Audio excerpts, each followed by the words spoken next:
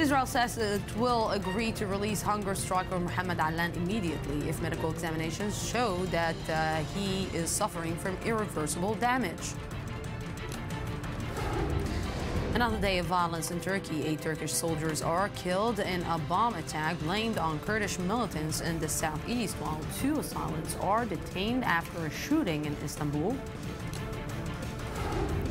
And Thai authorities say a terror network was likely responsible for the bomb attack that killed 20 people at Bangkok's Erawan Shrine on Monday as the manhunt for suspects continues.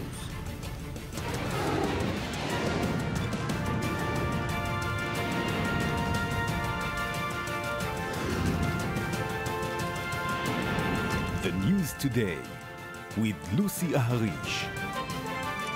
Good evening and welcome to the news today. The drama over Palestinian prisoner Mohammed Allan is reaching a tipping point. Allan has been on hunger strike for over 60 days and today was confirmed to have brain damage by Barzilai Hospital in Ashkelon, where he's being treated. Israel has said it would release him immediately if the damage is irreversible. We will go live to the hospital and to Jerusalem, where the Supreme Court is weighing in on the issue. But first, the story from correspondent Shai Ben-Ari. The story of Mohammed Allan is a dramatic one on a medical, legal, and political level. The Palestinian hunger striker has not eaten for 65 days, protesting his administrative detention by Israel's security services. Allan regained consciousness Tuesday after several days in a medically induced coma. But his doctors say there has been a dramatic deterioration in his cognitive and mental state over the past few hours. We were in a close discussion about the medical situation of Mohammed Allan. I can tell in general that his condition is not okay. And the lawyers who met him this morning had the same impression.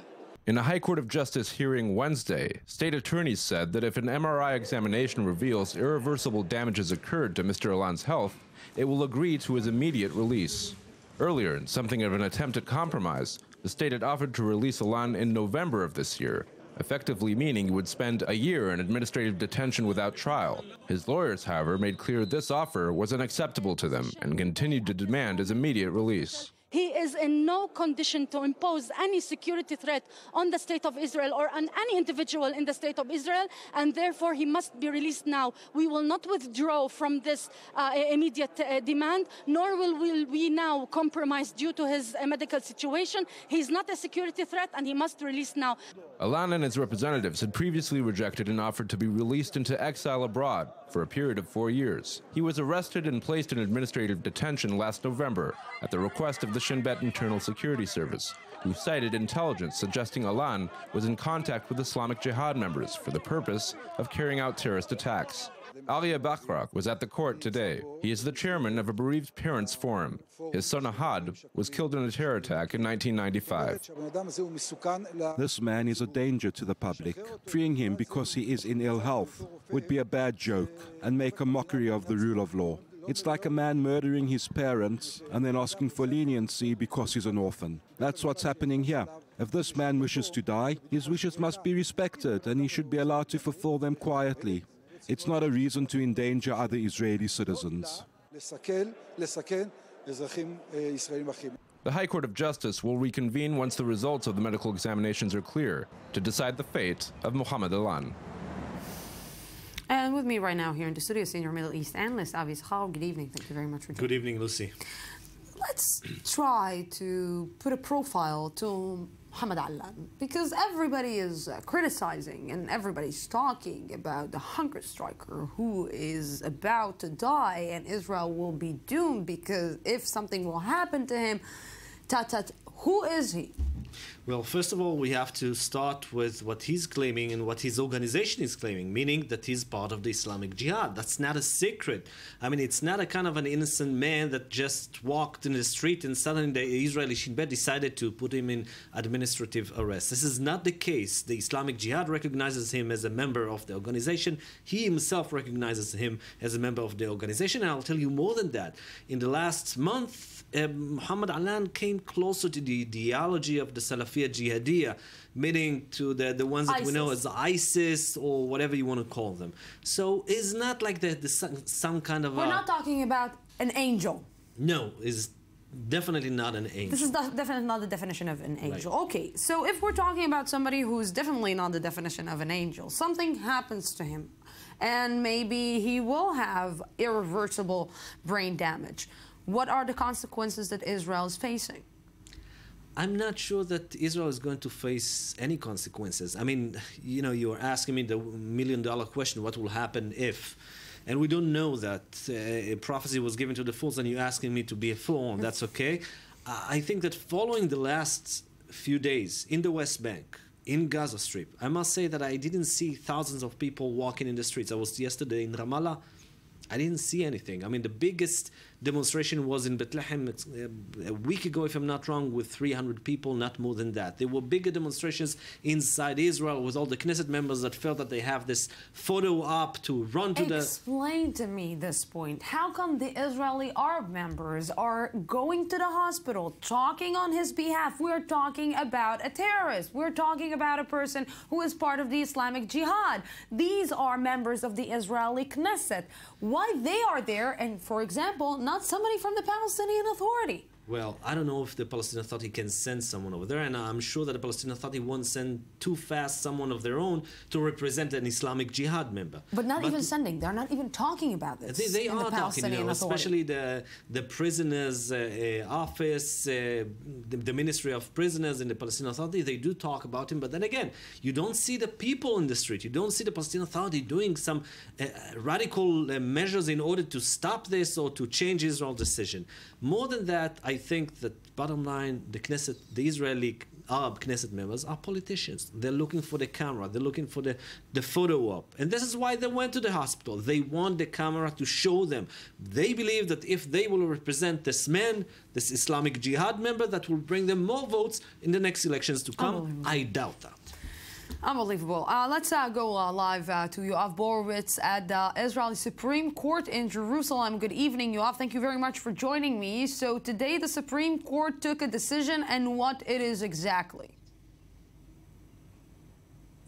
Good evening, Lucy. Yes, the Supreme Court is expected to reach a decision tonight or tomorrow morning the latest. But basically, we've been here the whole day, and the Supreme Court of Justice in Jerusalem, it was an extremely dramatic day. Press from all over the world, all over Israel and the world were here. Muhammad Alan really became a symbol of Palestinian resistance after the hunger strike of 65 days. And basically, there were his lawyers asking him to be released immediately. There are the state prosecutor, the lawyers of Israel, who asked just to release him, not now. They're talking about November. Let's not forget, he's been arrested in November in administrative detention. And after him, the 31-year-old lawyer Alaa not eating for over 2 months. And today we also learned that there's also brain damage. Professor Jacobson from Ashkelon Barzilai Hospital came here and talked about the brain damage of Muhammad Alan. And when he was asked by the judges and the lawyers whether the damage is reversible or irreversible, he said this is too early to determine. But everyone was very, very sad that the situation reached this point. Now, we know about the demonstrations in Ashkelon. We also... Yes, Lucy. Let's try to understand what happened today in the Supreme Court, because we're talking, again, we've been talking here in the studio, and we're talking about no innocent men. We're talking about a member of the Islamic Jihad. We're talking about maybe a terrorist in potential, or maybe a terrorist. So what are we exactly, what were the reactions today in the Supreme Court to that? The reactions were very harsh. And today, basically, there was a hearing after the petition that was submitted by Alan's lawyer. Now, Lucy, when Israel is saying that, according to reports, that they are willing to release Alan in November, we should ask ourselves how strong of a terrorist this guy is. He might be not. But the fact that Israel is willing to release him in November really raises some very, very big questions to the forefront. Now, therefore, his lawyers want him to be released at the moment because the guy is very sick. and is in critical condition. But the judges said that until they do not know exactly what is his situation, because the Israeli lawyers said that if it is irreversible and the brain damage, he will remain for life, they will also let him to be released at the moment. So the situation is just very, very unfortunate that it reached this stage. Yes, you know, after brain damage, somebody cannot do a lot if he has a brain damage. But Yoav Borowitz, thank you very, very much for this. Right now, I-24 News, we will go to I-24 News Arabic anchor and correspondent Mohammed Majadlis sat down with Palestinian Authority Prisoner Affairs Minister Isa Karaka. Here's more from the interview. We assume Israel is responsible for the administrative detention of Palestinians. Who then is responsible for the continuation of this method? Is it lack of protest from the Arab world, or specifically the Palestinian administration?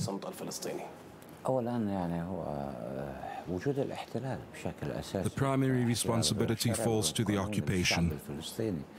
The illegal Israeli occupation of the Palestinian people, which is ongoing as we speak, and aimed at oppressing the Palestinian people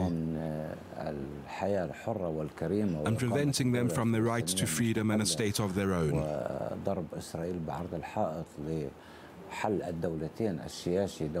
Another factor is Israel's refusal to accept the two-state solution. A Palestinian state next to the Israeli state. Administrative detentions are the result of this occupation. And speaking of the administrative detention, what are the steps taken by the Palestinian Authority and the Palestinian Authority Prisoner Affairs Ministry to remedy the situation, both on the global front and with Israeli authorities? The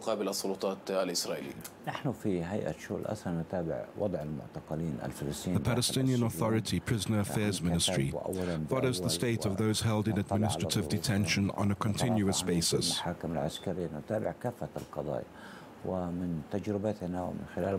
We also provide them with legal support at the military courts, which deal with their cases. We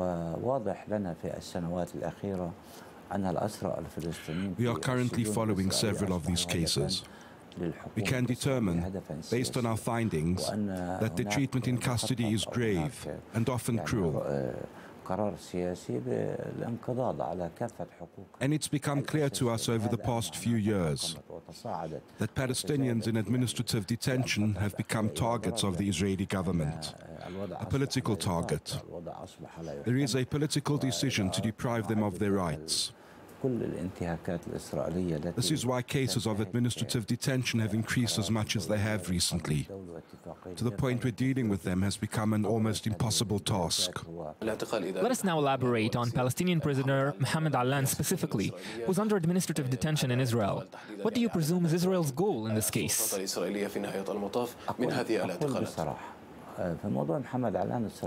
The bottom line is this. Israel wants to kill Mohammed Allan. The Israeli government and Prime Minister Benjamin Netanyahu are responsible for refusing Allan's request to be freed from administrative detention. Allan has been clear in his statement. If I'm accused of anything, I'm prepared to face a just trial. But remaining in administrative detention without knowing what I'm accused of, or if I will ever be set free, this is a punitive and cruel measure. Therefore, Allan has gone on strike following his unjust detention. There is likely a political decision to keep Allan in the state of strike until he dies. And this is indeed what's happening. Israel is committing a crime against Allan. Everyone agrees that Israel's treatment of Allan's protest is unique. The International Red Cross, the lawyers, the legal administration. They all agree that Israel's response suggests that it wants to see Allan dead, or to force him to stop his hunger strike. This is where things stand. And still with me here in the studio is Avi Sakhar. Avi, try to explain to me this. Like you're saying, the Palestinian Authority is talking about this, is mentioning this, but you don't see the Palestinian authorities actually going out of its hand to go and help and demand something. Why is that?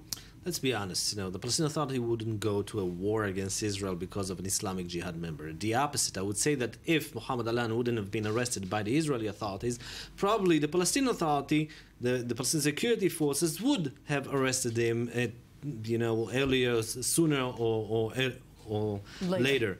I think that for them, for the Palestinian Authority, they have bigger concerns right now. They have the September to come. They have the General Assembly in the UN. They have big decisions in Fatah and in the PLO. And I'm not even mentioning the whole discussion whether Abbas is going to stay in his office or not. And I don't think that he would leave his office.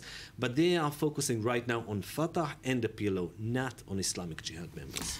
Avi Sakharov, thank you very, very much for this. And we're going right now live to military correspondent Shai Ben-Ari is at Barzilai Hospital in Ashkelon, Israel.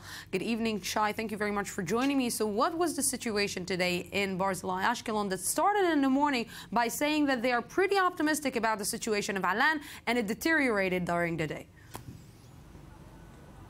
Right. It was a very dramatic day here at Barzilai Medical Center.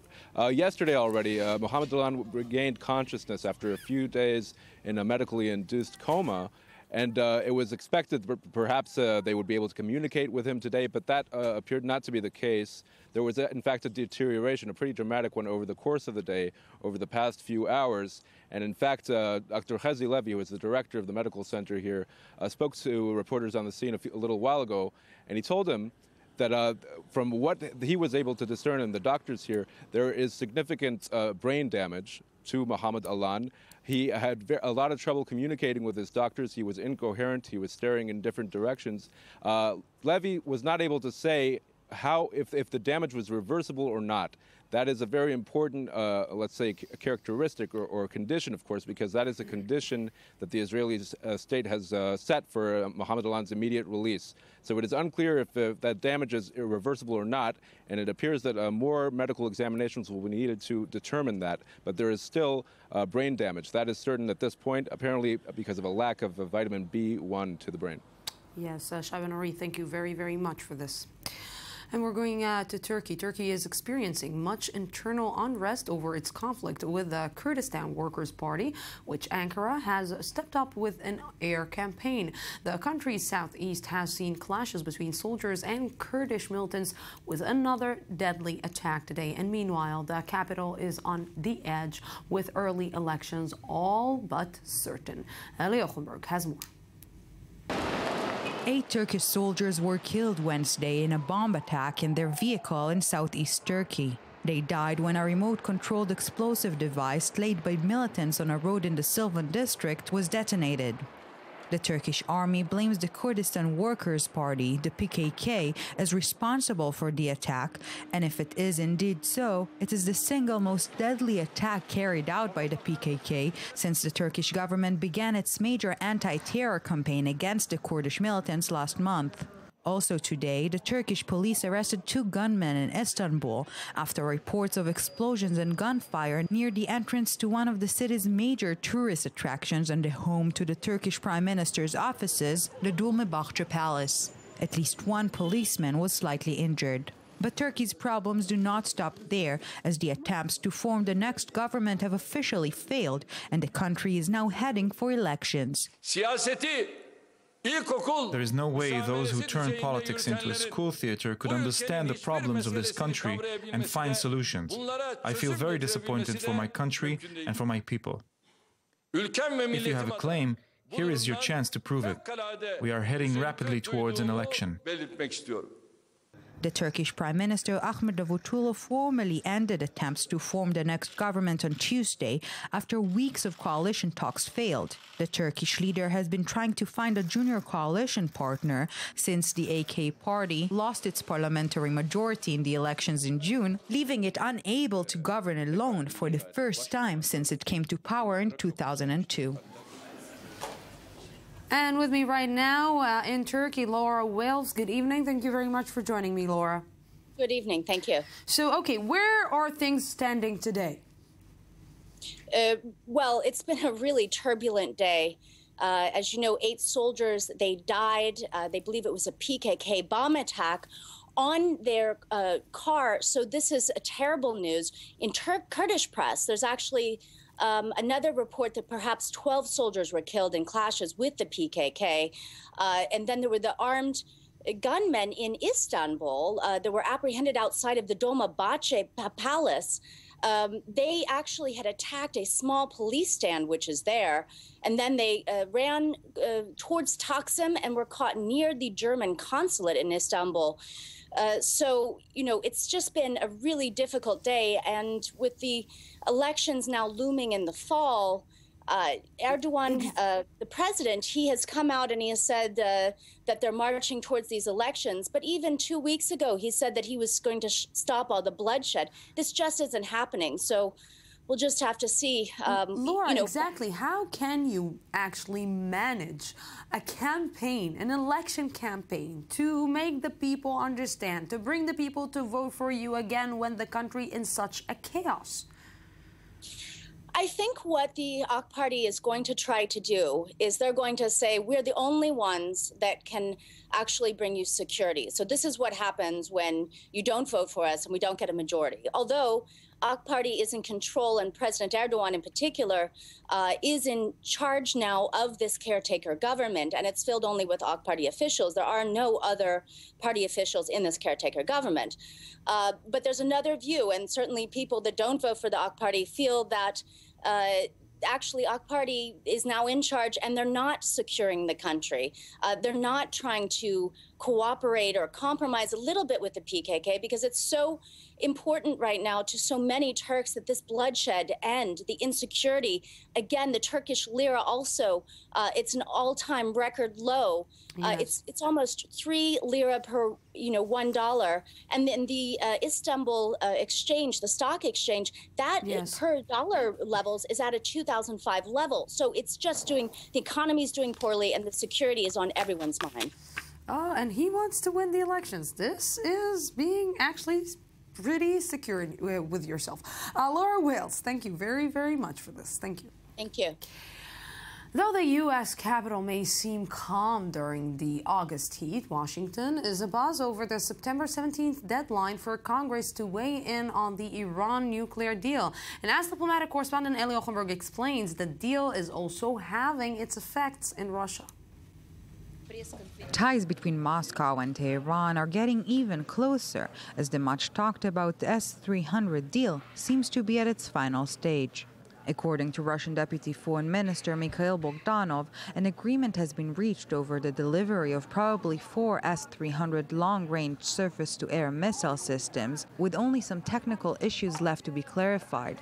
Russia signed the $800 million contract with Iran back in 2007 to sell 5 S-300 batteries, but it was cancelled in 2010 due to the UN sanctions imposed on Tehran because of its nuclear program. Among other issues, the nuclear agreement reached last month in Vienna between Iran and world powers validates this arms deal, which is probably only the first of many more to come.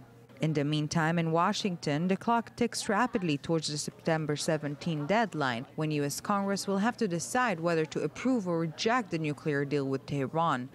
On Tuesday, a second Democratic senator, Robert Menendez of New Jersey, joined Chuck Schumer of New York and announced his opposition to the deal. I have looked into my own soul, and my devotion to principle may once again lead me to an unpopular course. But if Iran is to acquire a nuclear bomb, it will not have my name on it. It is for these reasons that I will vote to disapprove the agreement and, if called upon, would vote to override the agreement. But despite the fierce unified Republican opposition in some Democratic defections, the nuclear deal is likely to win the approval of Congress, meaning a great win for U.S. President Barack Obama. Yet in any case, the Iran deal keeps on playing a major role in the accelerating Republican race to be the party's candidate in the upcoming presidential elections, with the latest one utilizing it being Mike Huckabee, perhaps the most vocal opposition to the agreement, and who is currently visiting Israel. This is not a regime whose intentions are to become a partner to peace. This is a regime whose intentions have for 36 years to be a force of terror in the Middle East and throughout the world. Currently, 23 of the Senate's 46 Democrats backed the deal, according to the CQ roll call count. And at the moment, it seems that the GOP's loud disapproval of the accord is not enough to change the arithmetic this time, which is still, and likely will stay, on Obama's side. And with me right now to understand a little bit more about a new exposure from AP coming, diplomatic correspondent for the News Today, Ellie Ochenberg, is here with me. Good evening, Lucy. Well, fresh news from AP. We're talking about a secret agreement between Iran and the IAEA, the UN watchdog, nuclear watchdog, that basically says that Iran can use its own inspectors to inspect the Porchin site, the same site which is suspected of producing nuclear weapons. What? Exactly. The details are now emerging, and I'm sure that the Republicans will be very happy to hear about this agreement, because this is exactly their case against it, that it is unclear. This is not protecting the West from anything that Iran can potentially do. I'm sure that also Benjamin Netanyahu is really, really happy with this. A lot of people that will be happy. But before we talk about their case, let's try to clear things up and understand why is it so difficult, the issue of the Iran nuclear deal in the U.S. Congress. So the reason this is so complex is because we're talking about two voting procedures in the two chambers, both in the Senate and in the House of Representatives. Obama already announced that he's going to use his presidential veto if needed. And for that, in the Senate, the Republicans need a majority of 67 senators, meaning they will need 13 Democratic defectors that will support, that will be against the Iran deal. And in the House of Representatives, they will need 41 Democratic defectors. And they currently only have 11. So understand, they realize the big gap. They're not even close. So as for now, and they will need both chambers to overrule to reach this number of... This is going to be extremely hard, especially with everything that we're discovering each and every day. Almost impossible, and this is why U.S. President Obama is enjoying his vacation in Martha's Vineyard. He realizes that the numbers, the simple math of this equation works for his benefit. It's really highly unlikely for them to reach this number of needed objectors. So as for now, the deal is safe. Let's see this from the Iran perspective, how it's going to pass there. Yes, they too are not unanimous regarding this agreement, and today they announced the composition of the panel that will review this deal. We're talking about a 15 members parliament. 13 among the 15 are conservative, so you can only imagine how difficult it will be there as well. And they too are expected to vote on this agreement at around the beginning of October. So a lot to Very interesting. Follow. We're not going to send you to Vienna again for now. I hope not. Diplomatic correspondent Ellie Ochenberg, thank you very much for this. We're going out for a small break, 2 minutes, and I'll be back for the second part.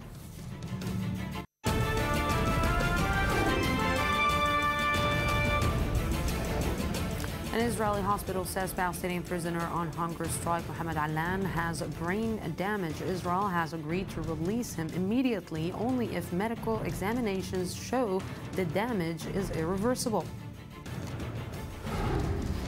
Thai authorities say a terror network was likely responsible for the bomb attack that killed 20 people at Bangkok's Erawan Shrine on Monday as the manhunt for suspects continues.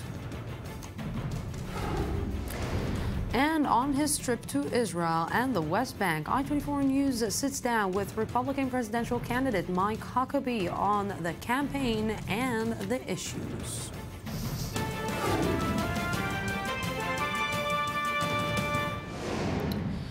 Welcome back to the news today. Among the thousands of killings carried out by the horrible Islamic State terror group is now an 82-year-old antiquities scholar who spent over 5 decades as head of antiquities in the archaeological gem of Palmyra. Ayman Siksik has more on the story being erased by IS.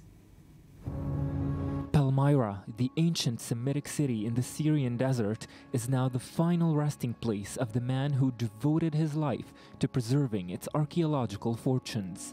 82-year-old Khalid Assad had worked with archaeological missions from the US, France, Germany, and Switzerland on excavating the 2,000-year-old city, a UNESCO World Heritage Site.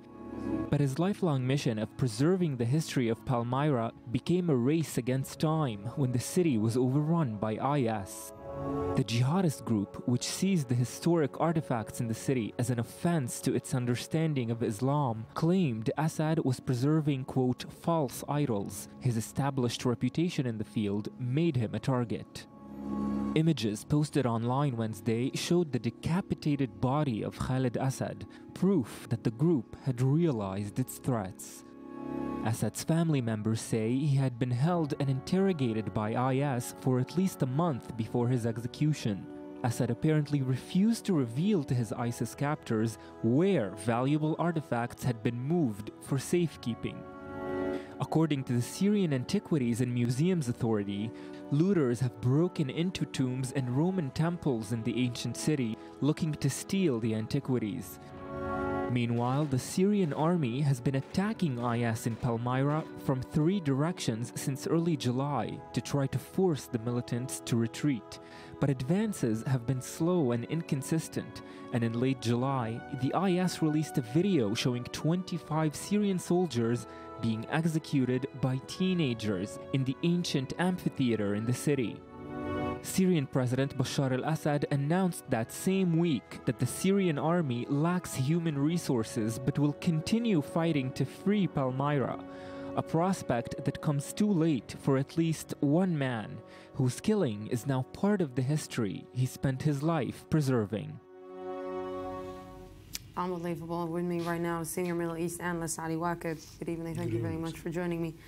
This is, every time that we're saying, how low can they go? This is so low.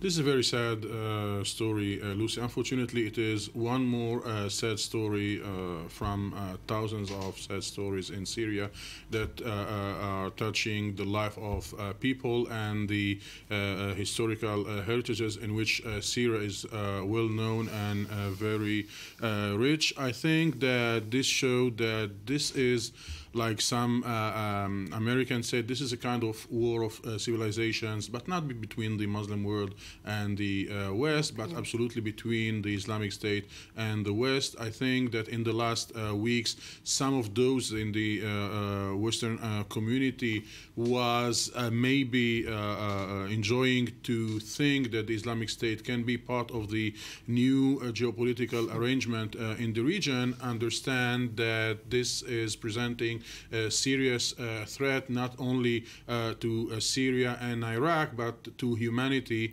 and to the humanitarian heritage of the region. And like we're watching and seeing, Syria continues to fight. And today we're talking about another attack on Kurdish. Yeah, Lucy, as more as the Security Council will try to bring the parties to the table of negotiations around the 4 points of the initiative that was the day before yesterday adopted unanimously by the Security Council, as we said yesterday, I'm afraid we are going to see more escalation in the Syrian war from all sides, and we are seeing the regime fighting the Islamic State fighting the regime, and also the other rebels group, plus of course the international coalition that is bombarding the Islamic State. So for the moment we are seeing an escalation in the chaos and in the very deep significant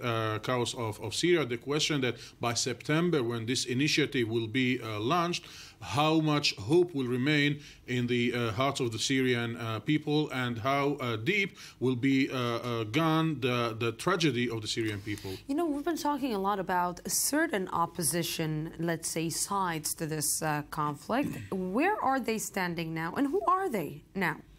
Well, I think we can point two main countries that have strategic interest in Syria. One, of course, is Saudi Arabia, and the other is Iran. With Saudi Arabia, we have the Western camp and Turkey, and with Iran, we have mainly Russia, and in a passive way also China. In the last weeks, also because of the atrocities of the Islamic State, the international community understood that after a long time of difference, we should come to a point that will will bring all the international community together around some general point. And I think for the first time we have a chance that the parties understand that this war is going to a deadlock, and it is about time to launch a diplomatic initiative. But still, the key difference about what will be the place of Bashar Assad in this plan is still dividing the big superpowers. And in the coming weeks, it will be the main issue that will be discussed between Saudi Arabia and Russia, between Iran and the United States and the West, in order to find a solution. Ali Waqid, thank you very much for this. As Hillary Clinton appeared in Las Vegas, Republican presidential candidates continues to hit the campaign trail hard in Iowa and Minnesota. Donald Trump lashed out against Clinton's email scandal, while Wisconsin Governor Scott Walker promised to repeal Obamacare. ABC News has more. The campaign trail led Democratic presidential candidate Hillary Clinton to Las Vegas, where she got into a heated exchange with Fox News host Ed Henry over her email drama. What I did was legally permitted. The two then go back and forth, with Clinton finally saying, "We turned over everything that was work-related, every single thing.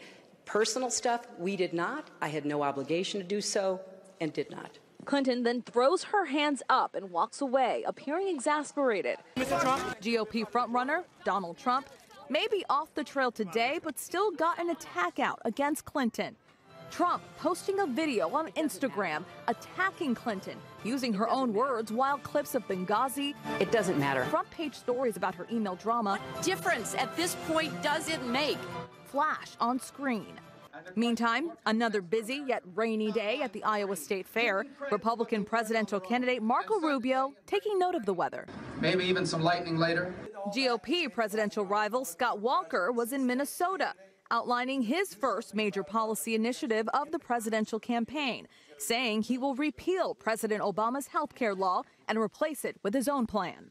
By repealing Obamacare entirely, we're getting rid of the spending and the taxes, which means this ends up being a tax cut.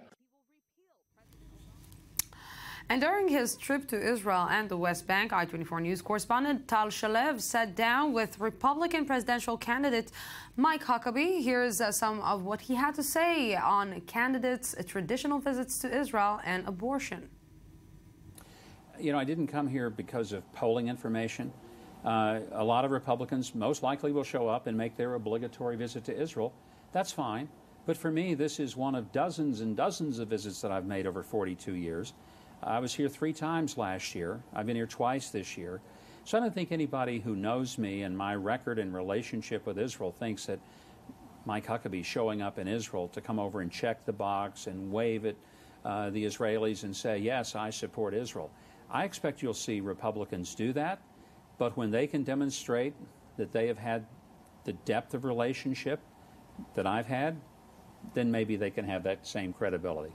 You voiced a very harsh position regarding abortions recently, and most of your fellow candidates in the Republican Party have similar positions. Are you not concerned this might drive women voters away? Not at all. I mean, increasingly people in America are pro-life.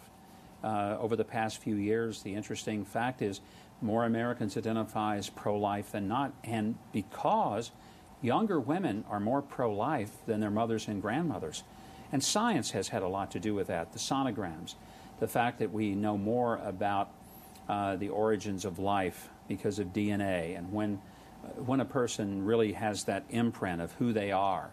And I think increasingly people are beginning to act and understand, maybe enhanced by some of the horrible videos people have seen from Planned Parenthood, that this is not the kind of behavior that civilized people carry out to destroy and then sell the body parts of an unborn child.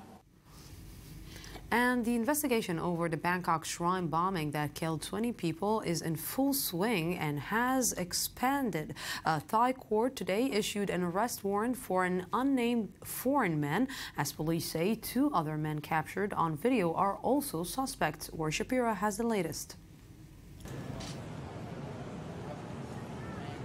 2 days after the horrific bombing that shook Bangkok, and took the lives of at least 20 people, authorities still have more questions than answers. The police released a sketch of the main suspect, but said 2 other people in the CCTV footage near the scene are also being sought. Police also issued an arrest warrant for an individual they described as a foreign man. However, based on the grainy video, it is still hard to determine the identity of the suspects. I'm confident that there are ties involved, but I'm not saying it's just ties or that there are foreigners.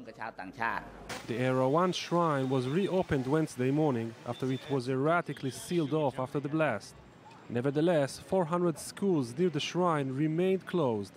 But despite the uncertainty, the people who attended the Hindu shrine were positive about their safety.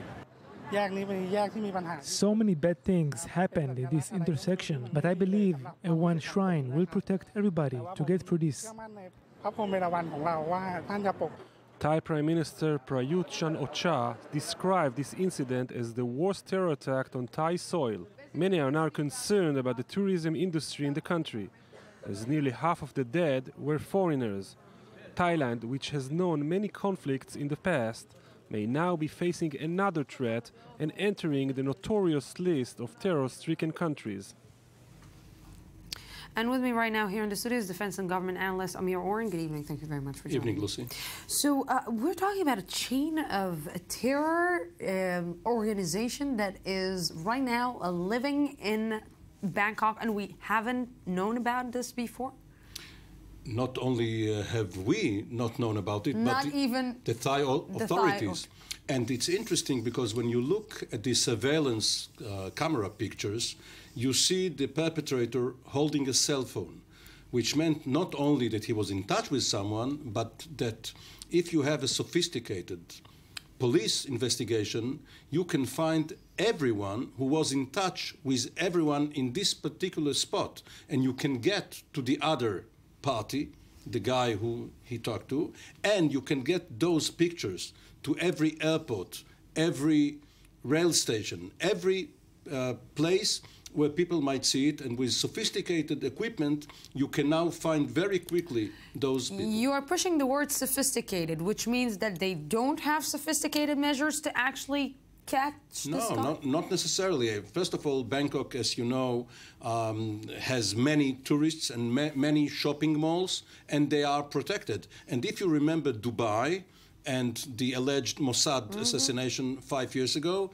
now most every place is covered with cameras, and if you have cell phone coverage, you can find the connections between people. So what, can we rule out any opposition, protesters, movements in Thailand and start talking about home ground terror in Thailand? Well, probably, but you see that in places like Egypt and Tunisia and Bali, Indonesia, and now in Thailand, tourism as a soft spot is the target, because it's not regime targets, it's tourist targets in order to get foreigners to think twice before they come over. So let's talk about shift again to Israel, and you're telling us about a very special visit we have here in Israel. It's very interesting. Not Mike Huckabee. Yes, it's very interesting that tonight, in a military ceremony commemorating the fallen soldiers of the Golani Infantry Brigade, Defense Minister Moshe Ya'alon all of a sudden said that there is a special guest here at the event tonight, General Philip Breedlove, who happens to be the commanding general of EUCOM, the European Command of the US Armed Forces, and of NATO, the NATO alliance, which means that Breedlove is in Israel for talks, apparently with Ya'alon, with General Eisenkot and other military officials. What it could be about? Well, it could be about, for instance, the Islamic State, because Turkey is a member of NATO. It falls under the purview of Breedlove, and Israel, too, is part of EUCOM, not of NATO, but of EUCOM, and if they have contingency planning, if they have joint plans, this is the moment to talk about. And of course, with Israel helping to has closer ties with Jordan, and Jordan fighting IS, and he is coming in this. But Jordan is under CENTCOM. It's not under Breedlove, but there is, as you say, there is quite a close connection. Always a connection. Amir Oren, thank you very, very much for this. Thank you.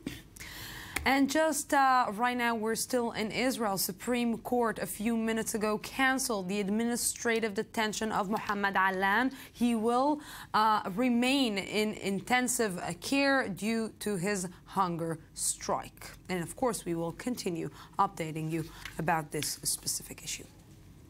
The Tapouach Junction, south of Nablus in the West Bank, has been in the center of a string of so-called lone wolf attacks against Israelis. It's also the location of an Israeli checkpoint that Palestinians view as a violation of human dignity. Correspondent Mohammed Al-Qasim was there today. This area in the West Bank has recently witnessed a lot of tension. Last month, extremist Jewish settlers from a nearby settlement threw a firebomb at a Palestinian house in the village of Douma, killing a toddler and his father. And incidents of stabbings and vehicular attacks where Palestinian drivers aim for Israeli soldiers and pedestrians are happening more frequently.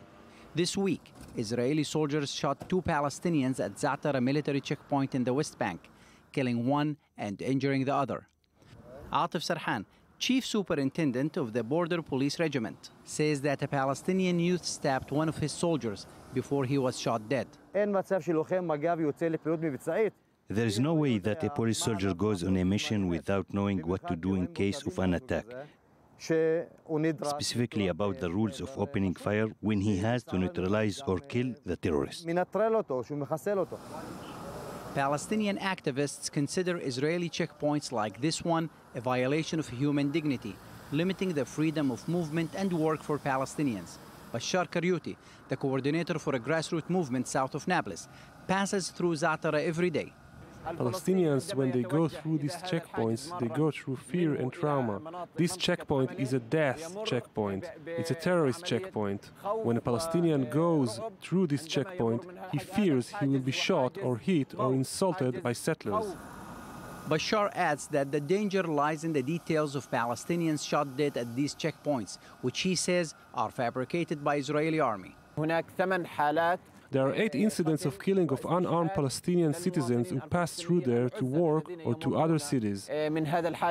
The army uses baseless accusations that Palestinians are stabbing or attacking Israelis. There is no proof that Palestinians carried these attacks. Za'atara or Tapouach Junction is considered one of the most dangerous junctions in the West Bank. It sits on a vital road that connects the north of the West Bank with its south. Many Palestinians and Israelis take this road every day. But according to the Israeli army, after the attack in Douma, more than 200 different attacks were committed by Palestinians in the West Bank against Israelis, like stone throwing, Molotov bomb, and stabbing. The war between Israelis and Palestinians is not only the war on the grounds, it is a war of narratives. When each side thinks that, he is on the side of truth. Israeli opposition leader Itzhak Herzog met yesterday in Ramallah with Palestinian Authority President Mahmoud Abbas in an effort to advance peace talks between the two sides. But with a peace agreement missing, attacks like these will most likely increase. And with me right now here in the studio is correspondent and analyst Mohammed Al-Qasim. Good evening. Thank you very much for coming. You know, you said something, and this is a war of narrative, because we are hearing the activists talking about this junction is a terror junction. And for Israelis, for the Israeli side, terror is a totally different definition. How can you get in the middle when you see 2 different people seeing 2 different things completely? Well, that's our job as journalists, is to try to objectively report on the stories as it happens on the ground. I just want to go back a little bit. When we reported on the story of Douma and we went and talked to settlers in the West Bank, one of them said that the attack in Douma could have not or would not have happened had the Palestinians a month or so before not shot at Israelis and Israeli settlers, and they wounded one of them or killed one of them. So it's a retaliation after retaliation after retaliation. Whose narrative you want to believe or you want to take? It's not only whose narrative. It seems that sometimes there are a lot of incidents happening in the West Bank, and nobody's reporting on them. Not even us. We're not reporting about each and every incident that happened against the Palestinians and against the settlers. And it seems that no one can actually say the complete truth, because it seems that there is no complete truth because nobody can actually determine what is actually happening on the ground. We can't report on all the stories that takes place every single day in the West Bank or in Israel. We can try our best to be there for the stories that matters to the masses, to the public. However, there are a story here with the checkpoints, whether it's Zatara checkpoints or the many other Israeli military checkpoints throughout the West Bank, and the hardship that it imposes on Palestinians living in the West Bank. Mohammed Al-Qasim, thank you very, very much for this. Let's go back live to Ashkelon, to the Barzilai Hospital. And we're saying again, this is a Supreme Court a few minutes ago canceled the administrative detention of Mohammed Allan. He will remain in intense care due to his hunger strike. And with me right now from Ashkelon is Jaffa Aharish. Shai, what can you update us about right now? Yeah, so it's a pretty dramatic development, Lucy. It's actually a suspension of Mohammed Allan's administrative detention. This means that for now, that administrative detention has been canceled, but it could be renewed. He remains, of course, in the intensive care unit here at Barzilai Medical Center, where his situation is that he has sustained brain damage.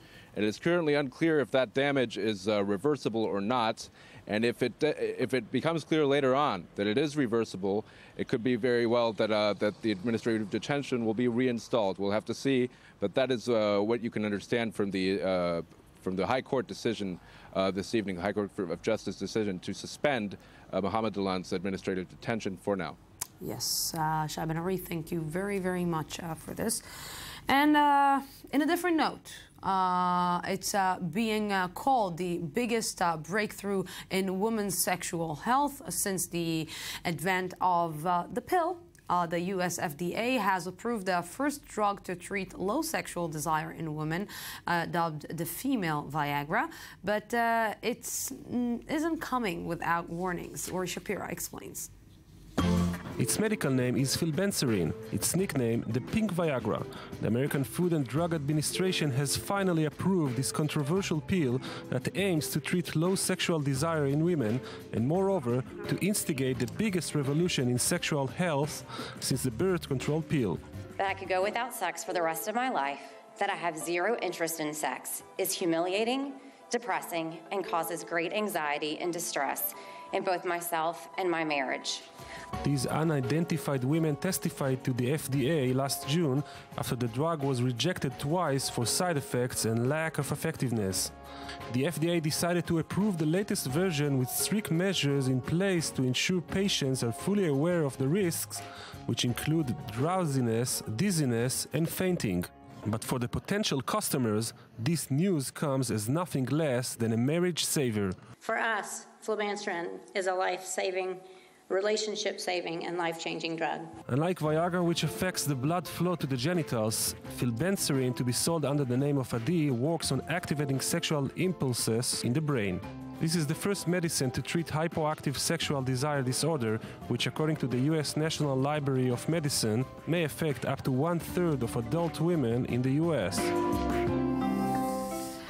And the German parliament has voted by an overwhelming majority to back a third bailout for Greece. This one is worth 86 billion euros over 3 years. Lawmakers came back from holiday for the second time this summer to weigh in on the issue and voted 454 to 113 in favor of a rescue plan. And with me for more details is Economy Magazine host Natalie Ehrlich. Good evening. Hello. Natalie, so what is the significance of this vote? Well, a yes vote in the Bundestag, the German parliament, was considered paramount in getting the Eurozone finance ministers to adopt this final implementation of the third bailout deal. Something that's interesting that came about here, even though it was largely expected to get ratified because 80% of the parliament is made up of Angela Merkel's own party, 63 members of her own party, the most conservative, voted against this. And so this could be a sign that in her own party she could be losing some political strength here. So I think that one of the, let's say, significant points that we talked about during the Greece economic, let's say, crisis is the austerity measures. Right. Where does Germany stand on this right now? Right. Well, look, the finance minister, interestingly enough, has shifted his tone a bit here. He has urged that because Greece has surprisingly adopted some of these measures and the budget cuts recently in exchange for this 86 billion euro bailout deal, that they should get more aid because of this, that they should be treated a bit more leniently. However, there are a lot of misgivings in Germany because they, as a country, have contributed the most funding towards Greece out of all the other Eurozone countries since 2010 in the last two bailout deals. So they have significant misgivings here. So there is no shortage of political friction in Greece? You're right. And Alexis Tsipras, the prime minister, is dealing with a battle with his own leftist Syriza party that are staunchly opposed to these austerity measures. Remember, Tsipras got into power because he said he would not cow down to Europe. He would not take on all these austerity measures, which is now what he is doing. Mm-hmm. So in order to combat the backlash that he's getting from the hardcore leftists in his own party, he is now speaking with his inner circle to see if they will have their own confidence vote or even snap elections. Natalie Ehrlich, thank you very, very much for this. And we will just say again that the Supreme Court in Israel canceled the administrative detention of Mohammed Allan. Of course, you will have more updates on this specific issue also in the just upcoming news updates from our news desk. We're going out for a small break, news update, and I'll be back.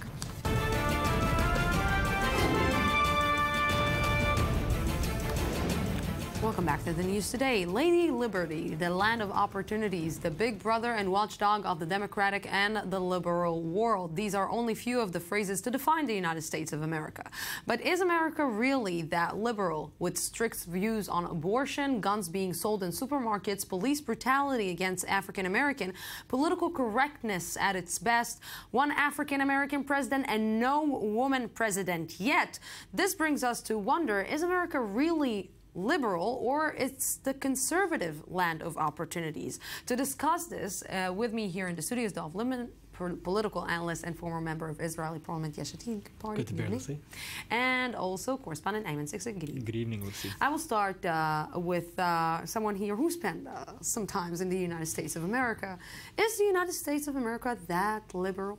I think the United States of America is becoming more and more liberal. You're seeing a little bit of awakening of a conservative base fighting against it, but I think it's shifting from being a much more conservative, traditional type of country to being far more liberal and far more open. I just remember growing up, and this is not so long ago, I'm very young, but there were certain norms that were in place that I would have never imagined could have been crossed, and yet they're crossed. What brings the United States to be actually that conservative? How come for years and years there was no African American president until Barack Obama? There is no woman president in the United States when other countries were less liberal than the United States already passed this issue.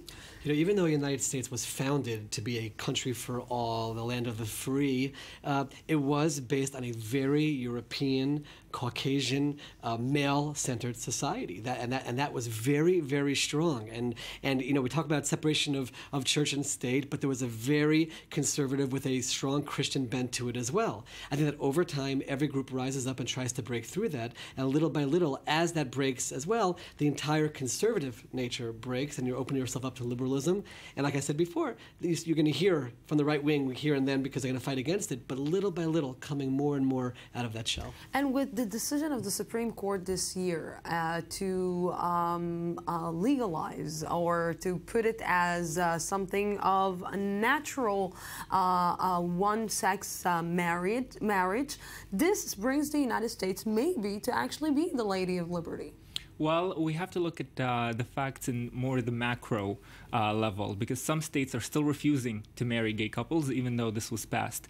And speaking of white, powerful, Caucasian males, the case of Donald Trump is really interesting, because after so many years of politicians, American politicians, being extremely politically correct, or trying to be extremely politically correct, he's calling other politicians stupid, he's really degrading them in public appearances that he makes, and he's sweeping the public. People are loving it. after so many years of rigid political correctness, there's something about the political aggressiveness that he brings to the table that's the opposite of PC, that's really enticing the American audience. What is this phenomenon?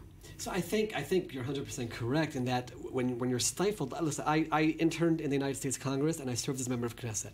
In the United States Congress, one time a person yelled out, "You lie," and it became a national fiasco for a few months. In the Knesset, it's every 15 minutes. Yeah. But I think there's something healthy on the one hand about people being able to express themselves and having that healthy and open debate. There's no doubt, you're correct. The PC, when we grew up, and I grew up in a community with African American friends, and by the way, we didn't call them African Americans then. My friends were, I'll say it here just to understand, I grew up with black friends and they understood it that way, and I didn't mean it in a denigrating way. Yeah. And now you can't say that. Sometimes when you go PC reaches a point where people just want a breath of fresh air of people who just talk without that. This not only comes in the society, it also we see reflections of it in the culture. We see reflections of it on cinema, on TV, that the American TV, except the late night shows, we don't see somebody who's actually going out there and calling and screaming this not politically correct things. They're just staying conservative, although art should not be conservative. Well, that's right. I mean, we just saw the case with that TV show Friends, who's been over for over 10 years.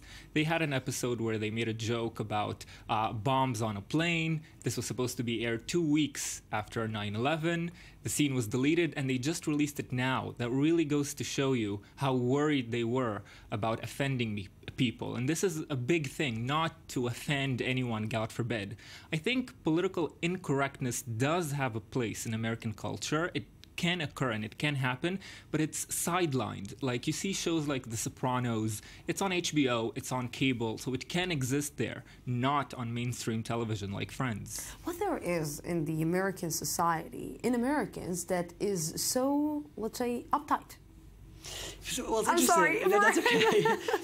There is a certain American pride. There's a certain sense of, we have it right. We have it right, and no one else has got it right, which you feel, and you're very proud to be an American. And by the way, the 9/11 episode with the Friends, there's a piece in that of our country has just been attacked, and it takes a decade or more to recover from that. You can have a joke related to something related. So the uptightness, I think, comes from that sense of superiority and a sense of strength and a sense of power. And we've put together this experiment to try to make sure to get it right. I will say there is one element which they have gotten right, and that is, because of the culture that I grew up in, for me, I'm completely comfortable around every kind of person. I don't even notice differences between people, and that's something which I think the rest of the world may have gotten wrong. So there's positives and negatives to that approach. It doesn't make maybe a society when you're that uptight, when you're this, like, let's say, like you're saying, this sense of being pride and proud of the place that you are in.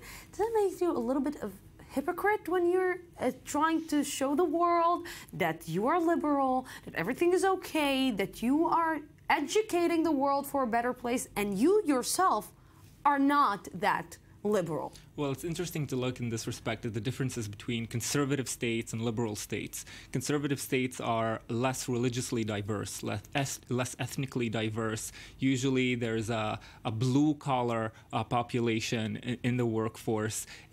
I think in the context of that conservative sphere, you don't see the hypocrisy, because everyone around you is more or less like you and of the same mind. Let's see this small part of Friends that was released just in the last few days. Let's see it. Federal law prohibits any joking regarding aircraft hijacking or bombing. You don't have to worry about me, ma'am. I take my bombs very seriously. Sir, you want to come with us? No, wait! Wait! This is ridiculous. I was just making a joke. I mean, I know the sign says no jokes about bombs, but shouldn't the sign really say no bombs? I mean, isn't that the guy we really have to worry about here? The guy with the bombs? Not the guy who jokes about his bombs? Not that I have bombs.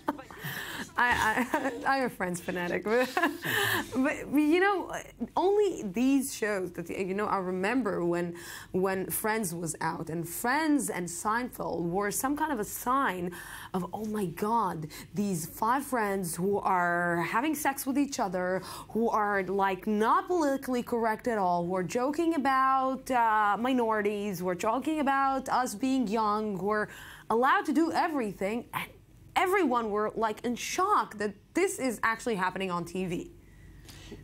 Definitely shifted something in the American culture. There's no doubt about it. And my childhood was right. Seinfeld started right when I left high school. So I wasn't really growing up with that. There's no different doubt. It's a big, big change. I mean, kids who grew up with that, and especially the Friends dynamic, there's no doubt about it. And just watching that for a moment, it's interesting. You have a country where you're not allowed to racial profile, right? They have to, the rules on the TSA when you're traveling. Here in Israel, they look at people, and for right or for wrong, but they're making judgments about people. You have this dynamic again in place of conservative versus being open, and it's very fascinating to see how it clashes. And look what is happening afterwards. We are seeing right now Ferguson, and we're seeing all this division between white people and black people in the United States.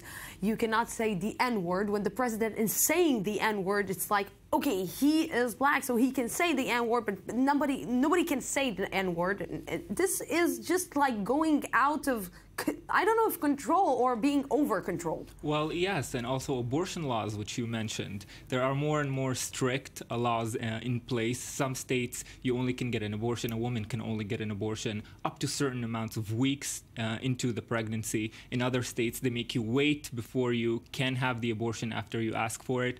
The same law is not always applied to buying a gun, for instance, which maybe that should be reconsidered. But the case with Friends and political correctness and integrating minorities, it's interesting and funny in a way, because for years, the show ran for 10 years. Yeah. And I think for about 8 of them, there were no black characters on Friends. That's right. It took them about 8 years to integrate one black actress, African-American actress, I should say, and she disappeared shortly after. Even on Seinfeld too. Seinfeld maybe brought, again, the Jewish comedian who is allowing himself to joke about Jewish people and to joke about Americans and to joke about his mom, to joke about Holocaust. Yes, yes. The very famous, let's say, episode with Schindler's List, and he is doing what he's doing in the cinema. So, I'm asking myself, because I remember me traveling in Germany, and German people also, they cannot joke about the Holocaust, when here in Israel, the Jewish people are joking about the Holocaust all the time. I definitely grew up with that. Like, this is not an issue to joke about, but, correct. Just... You definitely grew up with a sense that within your own group you can make fun and you can make jokes, and yes, my African American friends, they said those words to each other all the time, and if I would say it, it would stop the presses and it would be a horrible thing. It's a very interesting dynamic. You do it, you have a clash. It's an ongoing clash between, on the one hand, the natural human nature, which is to be a little bit more free and to want to be out there, but wait, we have to protect that image of what America is and what America stands for, and you have that clash all the time. What America stands for, because when we heard first Donald Trump, for example, going out and announcing him running to the presidential run, he said, I want to make America great again. What is America great again? Because if America great again, America was pretty conservative back then when it was great, or it's still great. Well, I saw the interview that he just did with Meet the Press, where he talked about what it means to be America great, and he didn't talk about America great in terms of values. He was talking about American might and American control of business, and why is China all over the world, and we have to be there. That's the way he defined America being great again. And he talked about it from a more economic and a fiscal place, and he's not talking about it from a value-centered place. But it's definitely connected to culture. No, of course. And if you ask Donald Trump what makes America great again, I mean, a fence with Mexico is one of his ideas. And I think part of the reason that he's greatly popular right now within certain circles is he really represents that capitalist version of being a successful man. This is a man who ran a business, was successful for certain years. That's also debatable. People say he went bankrupt. You can't really talk about that. Anyway, he ran a successful business. He's still running it. For some reason, we consider that, or some people consider that, as enough to be able to be the president of the United States. Yes, and who wonders? Maybe, finally, the United States of America won't have only Lady Liberty, but it also will have woman as a president of the United States. Maybe, who knows? But she needs to be good. Not every woman, she needs to be good. Gentlemen, thank you very, very much for this. And the World Athletics governing body got a new president today who vowed to put action against doping in sports on top of his agenda. Michael Friedman has more on what ahead for the IAAF. Sebastian Coe was elected president of the International Association of Athletics Federation on Wednesday, beating Sergei Bubka by 115 votes to 92 in a ballot of the governing body's 50th Congress in Beijing. The former double Olympic 1500 meters champion will replace Lamine Diack, who has run the body for the past 16 years. Coe will begin his term on August 31st after the World Athletics Championship in Beijing. And he was especially flattered to be elected president of the IAAF. I joined an athletics club when I was 11. I had a 20-something year, or 10, 12-year apprenticeship before I got to an Olympic stadium. I've had the joys of Olympic competition. I've had the joys of being a part of a team that created something very special in London a few years ago. But this, for me, is the pinnacle. It is my sport, it's my passion, it's the thing that I've always wanted to do. But it won't be easy for the newly elected president, whose sports organization is battling a public relations crisis with the IAAF, accused of failing in its duty to address cheating amid allegations that blood doping was widespread in athletics. Coe's first job will be to defend athletics from the leaked database of 12,000 tests that revealed extraordinary levels of doping. However, the 58-year-old Britain's love for the sport has made him pledge to do whatever he can to maintain its ethics and foundation. I will do everything within my human capabilities to make sure that our sport maintains the values, maintains the strong legacies and the very, very firm foundations that President Diack has left me with. As he seeks to defend the IAAF's record on doping, a new anti-doping agency is said to be in the works under his new leadership. Coe will have a lot to tackle early on, but is excited for the challenge which awaits. And that's it for tonight. Tomorrow we will be here again. The news today from the Jaffa Port, Israel. Have peace. Have a great night.